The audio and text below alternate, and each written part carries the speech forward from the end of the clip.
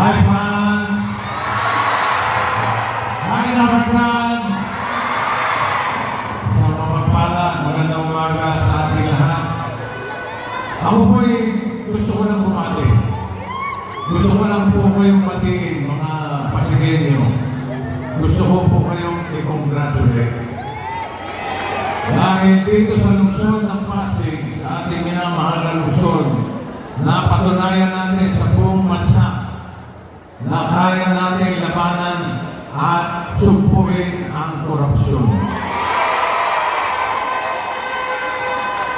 Kayo ang aking binabati kasi kayo po ang nagluklok sa mga magigiting na tao na sa harapin ninyo.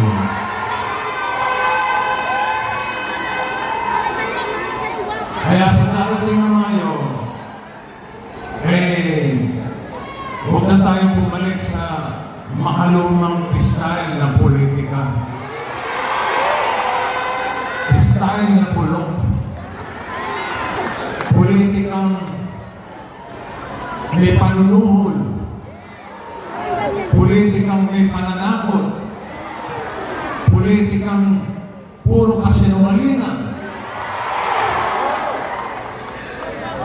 Dito na po tayo sa makabagong politika dito sa Pasig. Sa katunayan, marami nang naiingit sa lungsod ng Pasig. Ang dami mo nakausap. Boss, sana sa Pasig ako nakatira. Yes! Amen! Next year, lilipat na ako ng Pasig. Dahil maganda ang takbo ng gobyerno ng Pasig. Ika nga yung tinatawag nila pinag-uusapan ng ating mga magigiting na konsehan, vice mayor, congressman, yung good governance. Ano po ba yung good governance? Papaliwanag ko po sa inyo.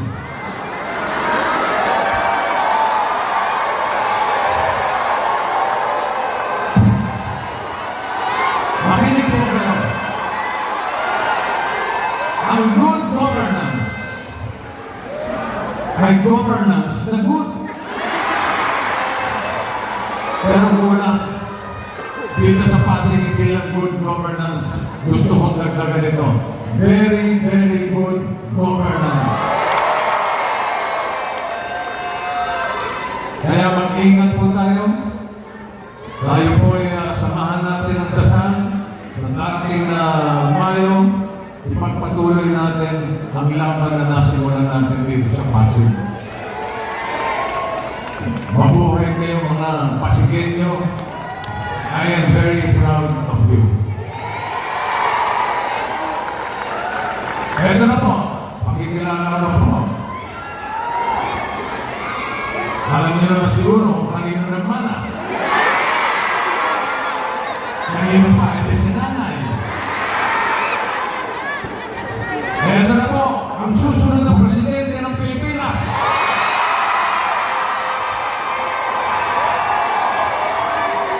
Mayor Vico Soto.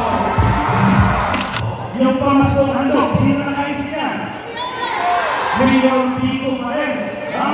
Unong araw, wala naman yan. Diba? Yung mga nakarang administrasyon, piliin lang yung binibigyan. Tama yan. Wala yung mga member ng organisasyon. Saka mga leader, kayo wala. Kaya pagka malapit ng Pasko, pag nagbibigit na sila ng bayong, naiingit kayo, tama din.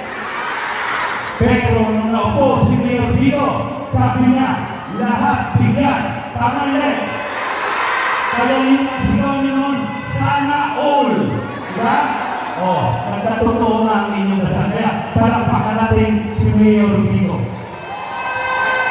Ang aking Vice Mayor, dali mo na, ito pala ako tapos, naiihin na naman ako. Sana yung news. Sana yung mga salita, pero dito, hindi na yung news ko. Ang ating mayor, the most outstanding mayor sa buong Pilipinas. Sino nagsabi? Yung State Department, kaya palakpakan natin, Mayor Vico. Ang dami, mga award, dahil sa tax, tama yung sinabi ni Consi Boboy. Kahit saan ka pumunta, sabi na nila, balang araw, yung mayor ninyo, magiging presidente ng Pilipinas. Hindi siya nagsabi,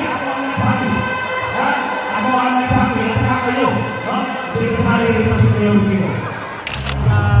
Magandang umaga po sa inyo. Salamat po sa pagpunta. Okay, is there introduction sa iyo na guys?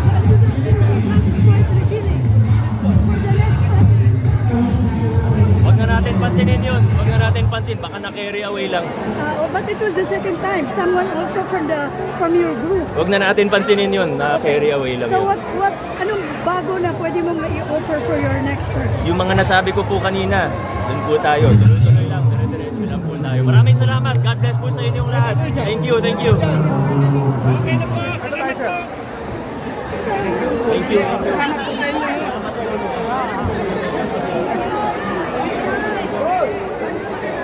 Salamat, sir! Mami, okay pa?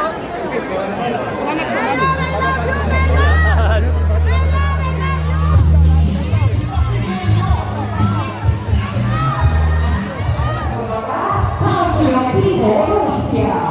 Muling iboto ng Martin Sorota, Councilor Pao Santiago.